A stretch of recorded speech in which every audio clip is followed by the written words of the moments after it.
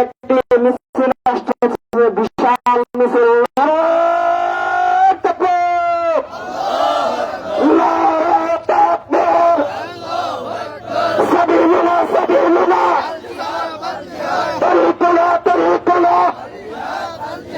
দিয়েছি তো রক্ত,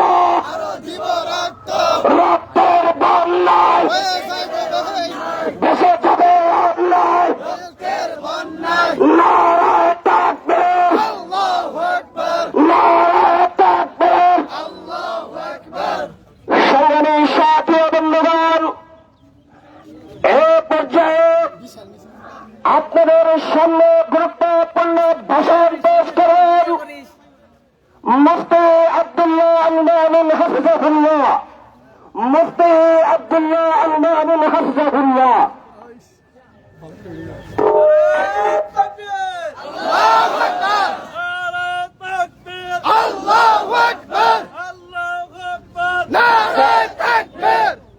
السلام عليكم ورحمة الله وبركاته.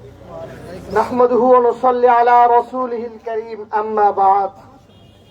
قال الله تعالى في كلامه المجيد: يا أيها الذين آمنوا لا تتخذوا عدوي وعدوكم أولياء. প্রিয় মুসলমান, আপনারা সকলেই জানেন আজকে আমরা এখানে কি দাবি নিয়ে আমরা একত্রিত হয়েছি।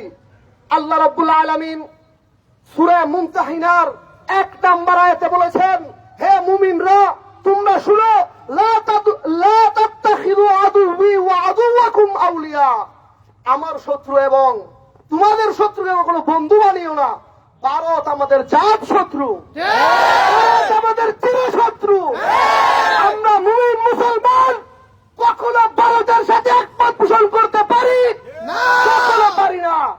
তোমরা আমাদেরকে পানি দিয়ে মারবা না, আমরা গ্যাস বন্ধ করে দিব। আমরা এত কোটি জনতা ভুলেছেও না আমরা মুসলমানের রক্ত। আমাদের বুকে বয়েছে খালেদ বিন ওয়ালিদের রক্ত, আমাদের বুকে মুসা বিন নুসাইরের রক্ত। ভুলেছেও না ইতিহাস, আবার ভারত বিজয় হবে। আবার ভারতের আনাচে কানাচে কালিমার পতাকা উড়বে। আবার মুসলমানরা ভারত শাসন করবে। এই ভারত তোমার বাপ দাদার কোন দেশ নয়। এই ভারত আমাদের রক্তে কিনার দেশ, মুসলমানের দেশ, খালেদ বিন ওয়ালিদের দেশ, মুসা বিন নুসাইরের দেশ, তারিক বিন জিয়াদের দেশ, হাজ্জাজ বিন ইউসুফের বাতিশপুত্র মোহাম্মদ বিন কাসিমের দেশ। মুসলমান আমাদেরকে থেমে থাকতে হবে না।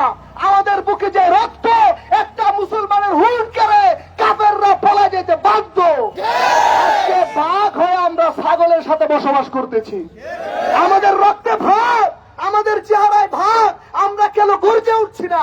একবার গর্জে উঠে দেখো, একবার গর্জে উঠে দেখো। কোন ভারতের লাল কুত্তা, কোন হিন্দুস্তানের লাল কুত্তা আমাদেরকে দেখে ভয় পেয়ে জয়তে এবং পালন করতে লেজ গুটিয়ে চলে যেতে বাধ্য বাধ্য বাধ্য। মিনাল্লাহ ফাতহুন করিম।